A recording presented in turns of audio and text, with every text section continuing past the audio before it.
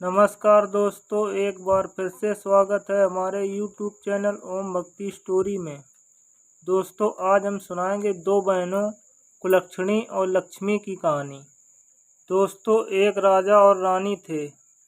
दोनों एक दूसरे को बहुत प्यार करते थे। राजा के राज में चारों तरफ खुशहाली थी।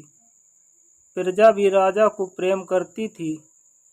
राजा के राज में प्रजा चारों तरफ से खुशी थी। कोई प्रजा को दुख नहीं था।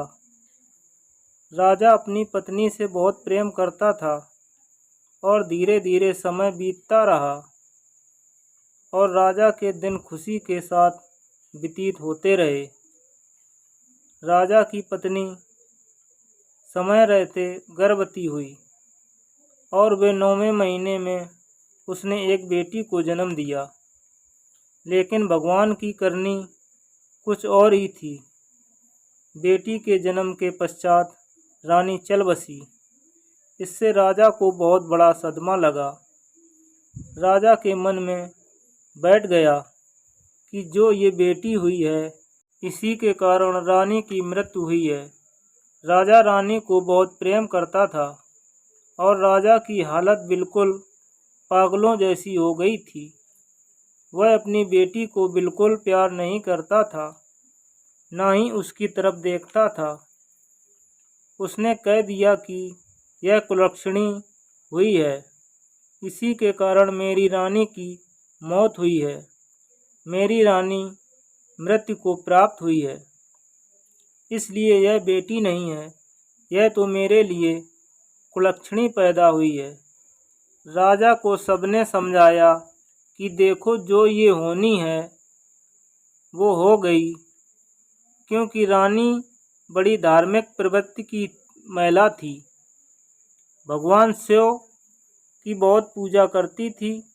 लेकिन राजा ने अपनी बेटी को रानी की मौत का जिम्मेदार मान लिया और वह अपनी बेटी से बहुत नफरत करने लगा और धीरे धीरे राजा सदमे में पहुंच गया और राजा को राजकाज में बिल्कुल मन नहीं लगता था और राजा न किसी विषय में अपनी राय देता था। यह देखकर मंत्री और रिश्तेदार सबको चिंता होने लगी। अगर राजा इस तरह से रहेगा तो राज्य का क्या होगा। पड़ोसी राज्य के जो राजा वो आक्रमण कर देंगे। इस तरह जो हमारा खुशहाल राज्य है वो बिल्कुल मटिया मेट हो जाएगा, इसकी तरक्की रुक जाएगी। सबने राजा को खूब समझाया, लेकिन राजा के मन से जो रानी की यादें थीं वो निकल नहीं रही थीं। राजा की पुत्री, अबोध सी पुत्री रोती रहती थी, लेकिन राजा उसे नज़र भर के नहीं देखता था। दासियां ही उस राजकुमारी का लालन पालन कर रही थीं। राजा तो उसे कुलक्षणी कहता था और उसका नाम ही कुलक्षणी पड़ गया। अब घर और मंत्रियों रिश्तेदार ने सलाह की अगर ऐसा हुआ तो कैसे चलेगा। इसलिए उन्होंने राजा से दूसरा विवाह करने का प्रस्ताव रखा, जो राजा को सही लगा, क्योंकि रानी के मन को भुलाने के लिए जो यह भी जरूरी था और अबोध बच्ची के लिए माँ की ज़रूरत थी। दासियाँ उसका कब तक पालन पोषण करती, उसे भी तो एक माँ की ज़रूरत थी। लेकिन जब दूसरी रानी आई तो कहते हैं कि जब पिता ही प्रेम नहीं करता था तो दूसरी माँ क्या प्रेम करेगी। वह भी उसे नफरत करती थी। भला दूसरे के बच्चों को क्यों अपनाएगा। धीरे धीरे समय बीतने लगा। राजकुमारी अब 1 साल की हो गई थी और राजा तो उसे देखता ही नहीं था। वह ठुमक ठुमक कर चलती थी, तभी राजा का मन नहीं पिघलता था। राजा तो बस उसे अब नफरत की नज़रों से ही देखता था। इसका फायदा दूसरी रानी उठा रही थी। अब दूसरी रानी गर्भवती हो गई थी और उसने भी एक कन्या को जन्म दिया। इस बार रानी बिल्कुल सही सलामत थी और लड़की का प्रसव सही से हुआ था, तो राजा बहुत खुश था। कन्या होने की खुशी में राजा बहुत खुश था कि उसकी रानी बिल्कुल ठीक थी। राजा ने खूब मिठाइयाँ बंटवाईं और दूसरी जो राजकुमारी हुई उसका नामकरण संस्कार करवाया। उसका नाम राजा ने लक्ष्मी रखा और लक्ष्मी और कुलक्षणी साथ साथ पलने लगीं। धीरे धीरे समय बीत रहा था। राजा रानी लक्ष्मी को बहुत प्रेम करते थे, लेकिन कुलक्षणी बेचारी उपेक्षा की शिकार रहती थी। उसे तो कोई फूटी आंख देखकर खुश नहीं था। लेकिन समय अपनी गति से बीत रहा था। धीरे धीरे राजकुमारी लक्ष्मी को रानी शिक्षा देती थी, लेकिन कुलक्षणी के लिए रानी शिक्षा का कोई प्रबंध नहीं किया। बेचारी लक्ष्मी और कुलक्षणी में थोड़ा अंतर था। देखने में दोनों बराबर की लगती थीं। लक्ष्मी के जो कपड़े पुराने हो जाते थे वही कुलक्षणी पहनती थी, क्योंकि पिता ही नहीं प्रेम करता तो दूसरा कौन देखने वाला था। बेचारी की माँ तो थी ही नहीं। धीरे धीरे दोनों राजकुमारी बड़ी हो गईं। अब रानी एक दिन कहने लगी, राजा साहब, लड़कियां बड़ी हो गई हैं, इनकी शादी हमें करनी चाहिए।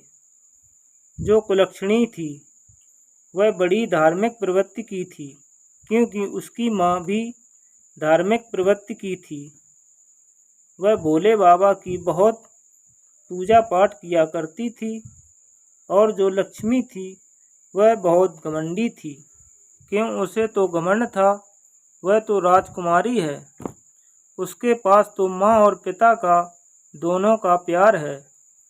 कहते हैं जिसे माता पिता का प्रेम नहीं मिलता वे बच्चे कुछ ज़्यादा समझदार होते हैं। कुलक्षणी बड़ी समझदार थी। वह बेचारी चुपचाप रहती और महल के लोग पूरी हमदर्दी रखते थे और लक्ष्मी भी उसे डांटती रहती थी। और राजा तो अपनी बेटी लक्ष्मी को देखकर फूला नहीं समाता था और कुलक्षणी को देखकर वह रास्ता बदल लेता था। बेचारी कुलक्षणी अपने पिता का प्यार चाहती थी, लेकिन राजा उसे अपनी आँखों के सामने आने नहीं देता था। राजा ने सख्त हिदायत दे रखी थी कि जब भी मैं महल में आऊं, कुलक्षणी मेरे सामने न आए। इस बात का पूरा ध्यान रखा जाता था। लेकिन राजा चाहे जितनी भी नफरत करता था, लेकिन बेटी की शादी तो करनी ही थी। और थी तो राजा की बेटी ही। एक दिन रानी ने राजा से कहा, राजा साहब, दोनों बेटियां बड़ी हो गई हैं, इनके लिए कोई लड़का तलाश लिया जाए। राजा कहने लगा, हाँ रानी, विवाह तो करना पड़ेगा और जितनी जल्दी हो सके अच्छा रहेगा। इस कुलक्षणी का छाया हमारे महल से हट जाए। रानी वैसे भी कुलक्षणी को नफरत करती थी, उससे सारे काम करवाती थी और वो वैसे भी चाहती थी कि कुलक्षणी दुखी रहे। इसलिए उसने कहा, राजा साहब, कुलक्षणी बड़ी है, पहले उसकी शादी कर दीजिए। राजा ने कहा, उसकी शादी क्या करनी है, जैसी वह है वैसा उसके लिए लड़का देख लिया जाएगा। रानी कहने लगी, अरे राजा साहब, उसके लिए कोई लड़का भिखमंगा लड़का सही रहेगा। वो कहाँ राजमहलों के लायक है। वह जहाँ भी जाएगी वहाँ का बेड़ा नरक कर देगी। यहाँ तो अपनी माँ को पैदा होते ही खा गई, वहाँ भी जाने क्या हो, हमें जाने क्या क्या सुनना पड़े।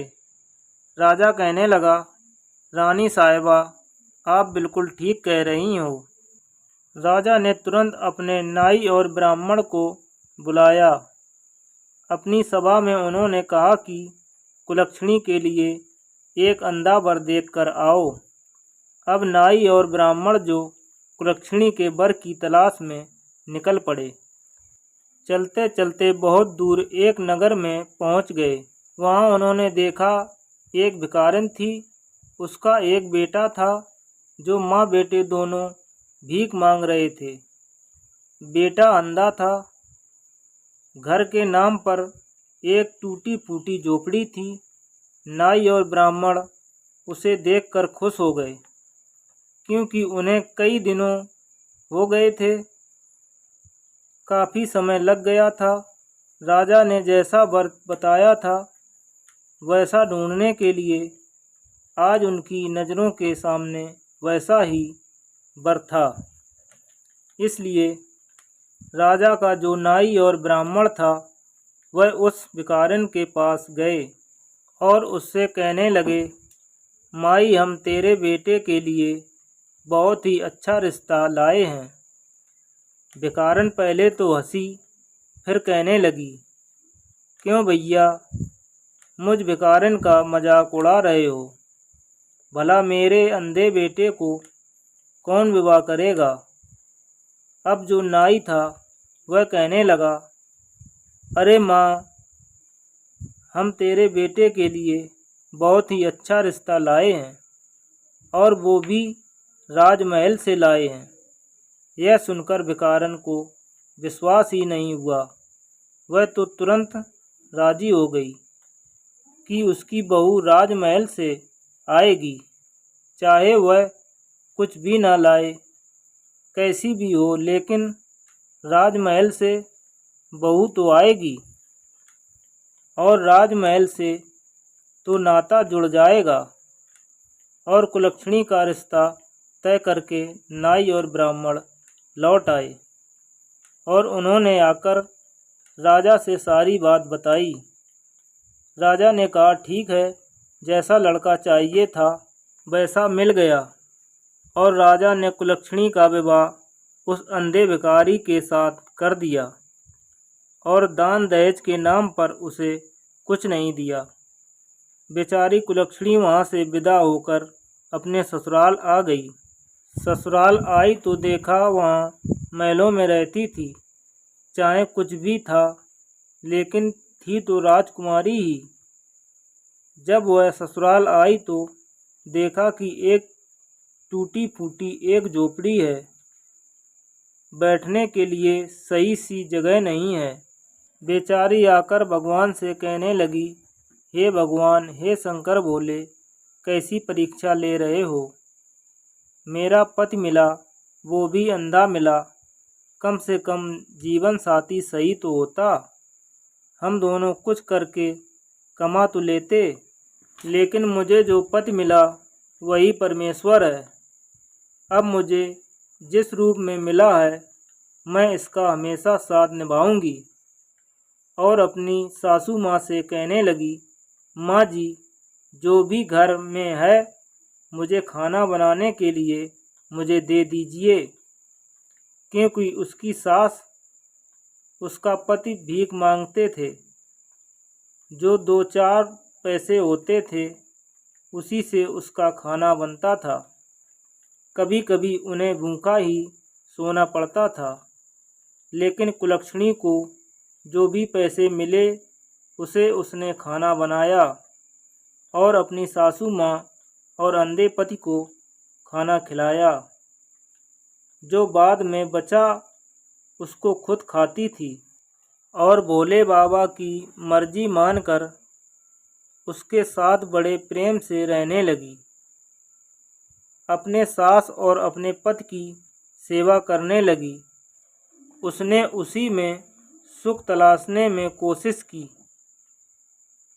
उधर अब रानी कहने लगी, राजा साहब, कुलक्षणी का तो विवाह हो गया, उससे तो हम छुटकारा पा चुके हैं, लेकिन अब हमारी लक्ष्मी बिटिया के लिए अच्छा सा वर ढूंढिए।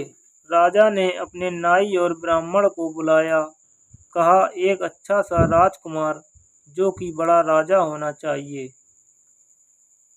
जिससे हमारी लक्ष्मी बिटिया का विवाह तय करना चाहिए। नाई और ब्राह्मण लक्ष्मी के लिए रिश्ता ढूंढने के लिए चल पड़े और एक चक्रवर्ती राजा के वहाँ पहुँचे।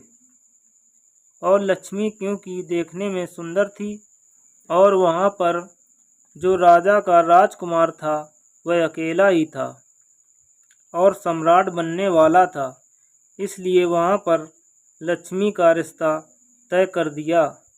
समय से बारात आई, राजा ने खूब दान दहेज दिया और लक्ष्मी को बड़े शान शौकत से विदा किया।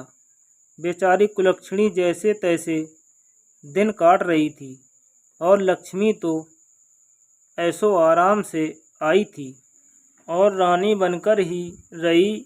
उधर राजकुमारी थी, माँ बाप का प्यार मिला, इधर भी राजकुमार और चक्रवर्ती सम्राट पति मिला। एक दिन कुलक्षणी की सासू माँ भीख मांगकर कुछ पैसे लाई तो वो कहने लगी, माँ जी, भीख मांगना हमें अच्छा नहीं लगता, इससे अच्छा है कि हम कोई काम कर लें। उसकी सासू माँ कहने लगी, लेकिन तू तो मेरे घर की लक्ष्मी है, तू जो कहेगी मैं मान लूँगी। वह कहने लगी, माँ जी, इन पैसे से मैं कुछ खरबूजे खरीद कर लाती हूँ, गर्मियों का समय है, खरबूजे और तरबूज बहुत बिकते हैं, मैं भी इन्हें बेचूंगी और उससे अपना गुजारा करेंगे, कम से कम हम अपने आत्मसम्मान से रहेंगे। आप भीख मांगने जाती हैं, आपको 10 लोग ठुकराते हैं, कोई एक आध लोग तरस खाकर भीख देता है। मुझसे ये देखा नहीं जाता कि लोग आपका अपमान करें, इसलिए आज से आप घर पर रहो और मैं तरकारी भाजी बेचने जाया करूँगी। उसकी सासू माँ बोली, तू बेटी नई नई है, कहाँ जाएगी? वह कहने लगी, नहीं माँ जी, आप जो घर में रहो। वह बोली, ठीक है। अब उन पैसों से एक डलिया ली, अब उसमें तरबूज कुछ खरबूजा रख लिए और लेकर चल दी। और जंगल के रास्ते पर एक मंदिर था, उसी मंदिर के सामने जाकर बैठ गई। बड़े ताजे ताजे खरबूजे थे और गर्मियों में खरबूज और तरबूज बहुत पसंद आते हैं, इसलिए कुलक्षणी के हाथों हाथ बिक गए। अब उसके पास 2 खरबूजे रह गए। उसी समय संयोग से भोले बाबा और पार्वती उसी रास्ते से गुजर रहे थे। माता पार्वती कहने लगी, शंकर जी, देखो खरबूजे की महक यहाँ तक आ रही है, मुझे तो खरबूजा खाना है। शंकर जी कहने लगे, अरे पार्वती, तुम भी किस चक्कर में पड़ी हो? तो चलो कैलाश चलते हैं, तभी तो तुमने कहा था पृथ्वी पर भ्रमण करना है, मैं तुम्हें घुमाने के लिए ले आया। अब तुमने कौन सी रट लगा रखी है? ना कि जो नारी हट होती है वो मनवा के रहती है। कहने लगी, नहीं नहीं महादेव, मुझे उस रास्ते से जाना है, देखो उधर खरबूजे की बड़ी अच्छी खुशबू आ रही है। कैसे कैसे उसके पास ताजे ताजे खरबूजे हैं, वह तो आपकी भक्त है। अब पार्वती और भोले बाबा ने बूढ़े बुढ़िया का भेष बनाया और पहुंच गए। कुलक्षणी के पास 2 खरबूजे थे उन्होंने ऐसा भेष बनाया, फटे कपड़े, बहुत ही गंदे, और जाकर कहने लगे, बिटिया हमें भूख लगी है, क्या हमें कुछ खरबूजा खाने को मिलेगा? तो कुलक्षणी कहने लगी, हाँ माई बैठो, इतनी गर्मी पड़ रही है। कुलक्षणी के पास थोड़ा पानी था। पहले उसने बूढ़े भोले बाबा और पार्वती को पानी पिलाया और आराम से बैठाया, और एक एक खरबूजा, जो 2 खरबूजे उसके पास बचे हुए थे, वो उन्हें खाने को दिए। तो पार्वती मैया कहने लगी, बिटिया हमारे पास तुम्हें देने के लिए कुछ भी नहीं है, हम कहाँ से पैसे देंगे, खरबूजे तो हमने खा लिए। वह कहने लगी, कोई बात नहीं मैया, आज मैं खरबूजे बेचने आई थी और भोले बाबा की कृपा से मेरे सारे खरबूजा बिच गए हैं। जो 2 खरबूजे बचे थे, अगर इन्हें आपने खा लिया तो मेरे लिए धर्म पुण्य का काम है। आप तो बूढ़ी माँ हैं, मेरी कोई माँ नहीं है, और आपने मुझसे बड़े प्यार से बेटी कहा है। बेटी शब्द सुनने के लिए मैं तो तरस गई थी। कभी मेरे पिता ने भी मुझे बेटी का प्यार नहीं दिया। और तब वह पार्वती बनी बूढ़ी माँ कहने लगी कि बिटिया काफ़ी दूर से चलकर आई हूँ, मेरा सांस चल रहा है और मेरे पैरों में बड़ा दर्द हो रहा है। और पार्वती मैया वहीं बैठकर निढाल हो गईं। तब कुलक्षणी ने देखा कि पार्वती मैया, जो कि बूढ़ी थी, उसे क्या पता था कि ये तो साक्षात भोले बाबा और माता पार्वती है। वह कहने लगी, मैया लाओ मैं तुम्हारे पैर दबा देती हूँ। और वह बड़े प्यार से उस बूढ़ी माई के पैर दबाने लगी। ठंडी ठंडी हवा चल रही थी। पार्वती मैया को नींद आ गई, तो जो कुलक्षणी थी वह अपने आंचल से मैया के मुंह पर हवा करने लगी, ताकि कोई मक्खी मच्छर उन्हें परेशान ना करे। और भोले बाबा भी उधर लेट गए। जब पार्वती मैया की आंख खुली, तब बड़ी प्रसन्न हुई और कहने लगी, बिटिया तूने तो हमारी बहुत सेवा की है और हमारे पास तुझे देने के लिए कुछ भी नहीं है। वह कहने लगी, कोई बात नहीं मैया, मेरी कोई माँ नहीं थी, तुम्हारी सेवा करके मुझे माँ जैसा अपनापन मिला है, ऐसे लग रहा जैसे तुम मेरी माँ हो। तब वो कुलक्षणी से कहने लगी, तो अच्छा बेटी, अब हम चलते हैं। और जाते हुए कहने लगी माता पार्वती भोले बाबा से कि सुनिए, आपकी झोली में कुछ हो तो इस बेचारी बिटिया को दे दीजिए। भोले बाबा कहने लगे कि मेरे पास क्या है? तभी पार्वती मैया कहने लगी, वो भभूति निकाल कर दे दीजिए। भोले बाबा के पास तो भांग धतूरा भभूति यही चीज़ होती है। और भोले बाबा की झोली से माता पार्वती ने भभूति निकाल कर कुलक्षणी को दे दी। कुलक्षणी बड़ी खुश हुई। उसने आंचल पसार कर वह भभूति ले ली और खुशी खुशी अपने घर चली गई। घर आकर वह अपनी सासू माँ से कहने लगी, माँ आज एक बूढ़ी माँ और बूढ़े बाबा की सेवा करके मुझे बहुत आनंद मिला। और देखो माँ, आज की कमाई, आज मेरे सारे खरबूजे भी बिक गए। माँ अब तुम्हें और जो उसका पति था उसके लिए वो कहने लगी, उनको कहीं भी भीख मांगने जाना नहीं पड़ेगा। अब हम मेहनत से काम करेंगे और भोले बाबा की कृपा रही तो हम सम्मान की ज़िंदगी जिएंगे, हमें भीख नहीं मांगना। उसकी सास कहने लगी, कुलक्षणी बेटा, मैं तो तुझ जैसी बहू पाकर निहाल हो गई। मैंने तो कभी यह सोचा भी नहीं था कि कभी मेरे बेटे की शादी भी होगी, लेकिन मुझे नहीं पता था मेरे बेटे के नसीब में इतनी संस्कारी बहू लिखी थी।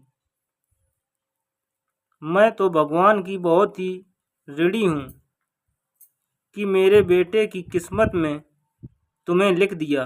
वह कहने लगी, माँ, आज एक बूढ़े बाबा और बूढ़ी माँ आई थीं। उन्हें मुझे ये विभूति दी है, इसका मैं क्या करूं? तब उसकी सास बोली, बेटा अभी बेटे को आ जाने दो, जैसा वो बोलेगा वैसा ही करना। शाम को जब उसका पति आया तो वह कहने लगी, स्वामी, आज मुझे एक बूढ़े बाबा और एक बूढ़ी माँ ने ये विभूति दी है, इसका मैं क्या करूं? तब उसका पति कहने लगा, एक काम करो, घर के चारों कोने में इसे रख दो और जो बचे उसे उस संदूक में रख दो और पूरे घर में इसे छिड़का दो। बाकी का जो हमारा तुलसी का गमला है उसमें डाल दो। वह बोली, ठीक है। अब कुलक्षणी ने, जो कि शाम तो हो ही गई थी, चारों कोने में उस विभूति को छिड़क दिया और जो बची उसे तुलसी के गमले में रख दिया और उस संदूक में रख दी। रात को खाना खाया, खाना बनाकर अपनी सासू माँ और अपने पति को खिलाया, फिर खुद खाकर घर की साफ सफाई करके सो गई। सुबह उठती है तो क्या देखती है कि उसकी झोपड़ी की जगह बहुत ही सुंदर महल बन गया। चारों कोने चमचमाने लगे, हीरे मोती चमक रहे हैं, धन के अंबार लगे हुए हैं, अन्न और धन से घर भरा हुआ है।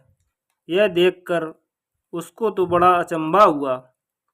वह दौड़ी दौड़ी अपने सास के पास पहुंची और कहने लगी, सासू माँ, उठिए। माँ जी, उठिए, देखिए क्या चमत्कार हो गया है। उसकी सासू माँ की आंख खुली तो उसका घर उसकी पहचानने में नहीं आ रहा था। वह कहने लगी, अरे कुलक्षणी, क्या हम तेरे मायके में आ गए हैं? आज तक तो तेरे पिता ने कभी मुड़कर नहीं देखा, लेकिन मैं तो सोई हुई थी। मुझे तुम यहाँ कब लेकर आ गई? तब वह कहने लगी, नहीं माँ जी, ये मेरे पिता का घर नहीं है, ये तो हमारा घर है। देखिए, शायद ये भोले बाबा की और माता पार्वती की कृपा है। उन्हीं की कृपा से मेरे भाग्य बदल गए हैं।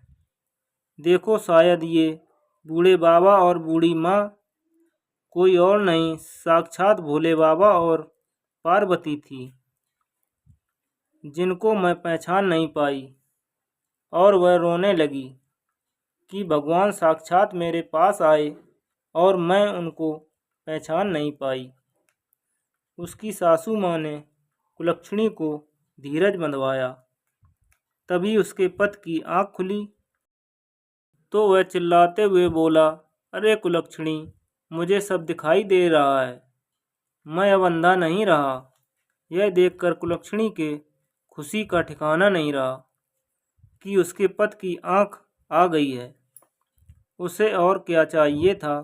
अब उसका पति भी किसी राजा से कम नहीं था। अब उन्होंने कहा कि जब इतनी बड़ी कृपा हुई है तो क्यों ना हम एक अच्छा सा भोले बाबा और पार्वती की शिव चर्चा करवाएं, जिससे कि लोगों को बुलाएंगे, अपने यार नाते रिश्तेदारों को बुलाएंगे और भंडारा कराएंगे। उसकी सासू माँ कहने लगी, बेटी, मेरे घर की तो तू लक्ष्मी है, जैसा तू करना चाहे वैसा कर। अब उसने अपने घर में कथा रखी, रिश्तेदारों को न्योते भिजवाए, अपने मायके भी भिजवाए, अपनी बहन के घर भी भिजवाया और सब उसके कथा में आए। लेकिन उसके पिता को तो अपने ऊपर शर्मिंदगी महसूस हो रही थी कि मैंने बेटी के साथ ऐसा किया, लेकिन उसका नसीब देखो, नसीब के आगे किसी की नहीं चलती। मेरे चाहने से क्या होता है? सब भगवान ने उसका नसीब स्वर्ण अक्षरों से लिखा है। लेकिन उसके पिता और सौतेली माँ को अफसोस था, क्योंकि जब लक्ष्मी और कुलक्षणी की शादी हो गई थी तभी उसके पिता को कौड़ी हो गया था और कौड़ी रोग ठीक नहीं हो रहा था, जिससे उसका राजपाट भी धूमिल होता जा रहा था। क्योंकि जब राज करने वाला राजा ही मजबूत ना हो तो राज तो गरीब होता ही जाएगा। उसमें घुसपैठ होने लगी थी।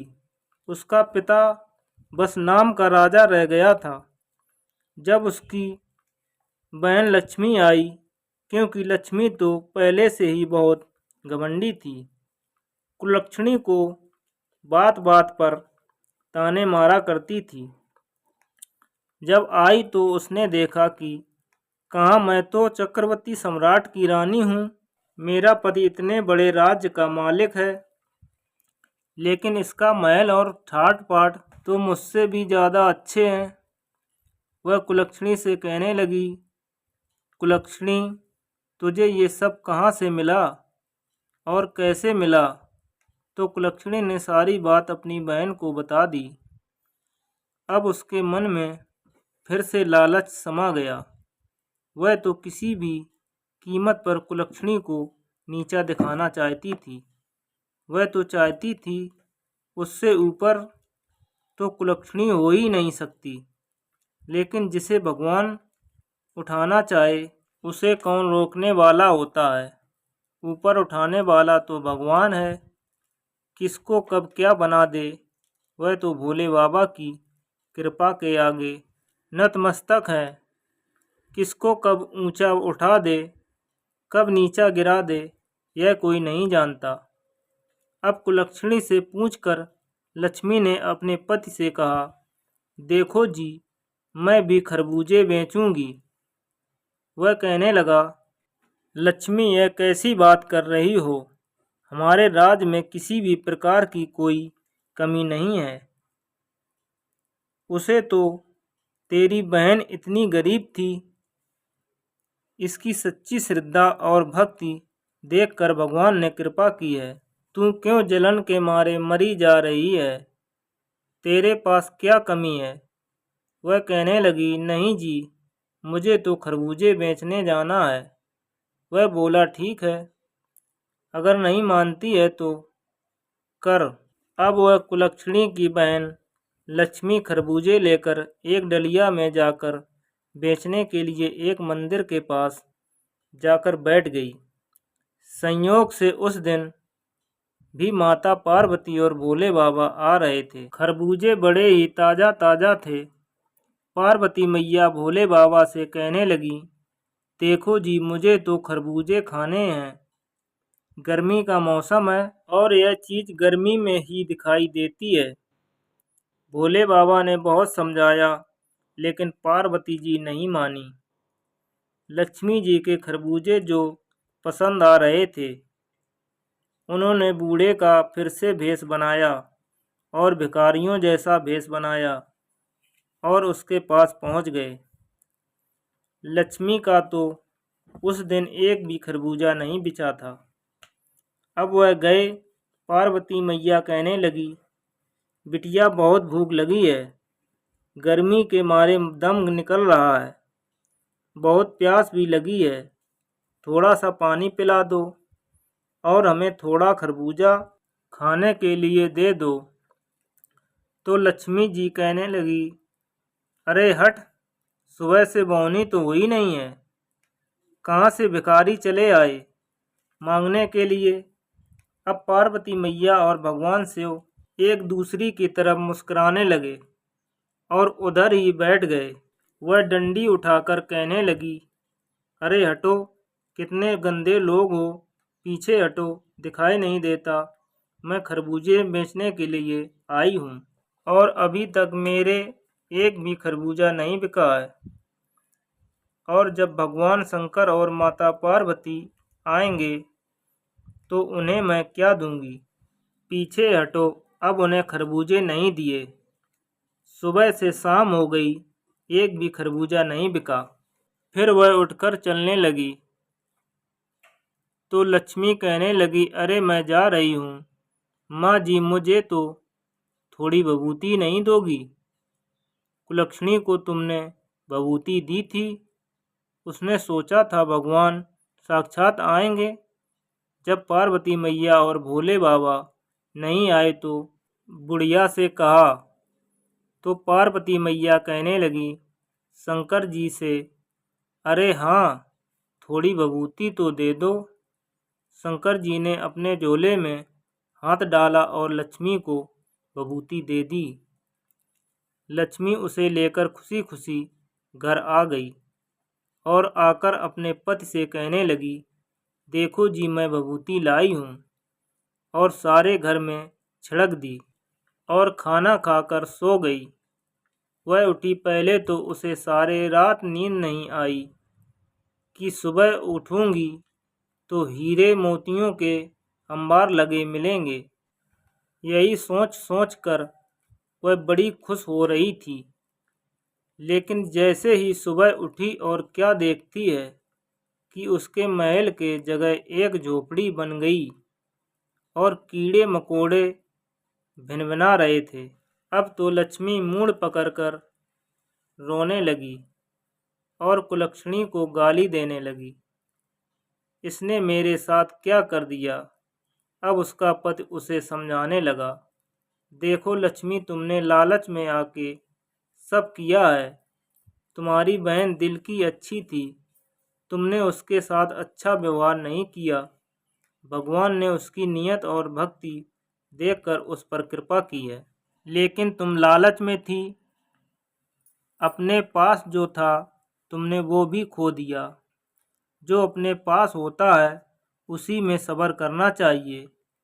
उसकी पत्नी ने उसे खूब समझाया, लेकिन लक्ष्मी अपनी बहन कुलक्षणी को ही कहने लगी, उसकी काली छाया हम पर पड़ गई है, इसलिए हमारे साथ ऐसा हुआ है। उसकी पत्नी ने उसे डांटा और कहा, लक्ष्मी, अभी भी सुधर जाओ। उसके मायके में यह खबर पहुंची तो राजा और रानी, जो कि राजा को कौड़ी हो गया है, वह जैसे तैसे वहां आए। उन्हें देखकर लक्ष्मी कहने लगी, दूर हटो, हमें ऐसे माँ बाप की ज़रूरत नहीं है जो कि कौड़ी हो। मैं ऐसे माँ बाप को नहीं रखूँगी, मुझसे दूर रहो। उसके माँ बाप तो अपनी बेटी के दुख में साथ देने के लिए आए थे, लेकिन उसकी बेटी ने उसे छिड़क दिया। और जब यह बात कुलक्षणी को पता चली कि उसके माता पिता भी दर दर के भिखारी हो गए हैं और उसकी बहन के साथ ऐसा हो गया है कि उसका राजपाट भी नष्ट हो गया है, तो कुलक्षणी अपने पति के साथ आई, अपना आधा धन देकर बहन का राजपाट बसवाया और अपने माता पिता को अपने साथ ले गई और उनकी बहुत सेवा की और भगवान की कृपा से उसके माता पिता ठीक हो गए। अब उन्हें अपनी गलती का पूरा एहसास था कि जिसे वो कुलक्षणी समझ रहे थे वो तो साक्षात लक्ष्मी थी, और अपनी गलती के लिए भोले बाबा से क्षमा याचना करने लगे और अपनी बेटी कुलक्षणी को बुलाने चलाने लगे। उनका राजपाट भी लौट आया था और पहले की तरह कुलक्षणी का पिता राजा बन गया और फिर से राजपाट करने लगा। अब कुलक्षणी को हर त्योहार पर बुलाने लगे और अपनी बेटियों को बहुत प्यार करने लगे। हे भोले बाबा, जैसे कुलक्षणी को उसे उसका मायका मिला और सम्मान मिला, ऐसे जो ये कथा सुन रहे हैं उनके मायके में भी उन बहनों का मान सम्मान बढ़े, उनके भी भाई भाभी इन्हें बहुत प्यार दें, समय समय पर बेटियों का मायके जाना बना रहे, और जो भी ये कहानी सुन रहे हैं उनकी सारी मनोकामनाएं पूरी हों। दोस्तों, अगर आपको हमारी कहानी पसंद आई हो तो प्लीज़ हमारे चैनल को सब्सक्राइब करें, लाइक करें, शेयर करें। धन्यवाद।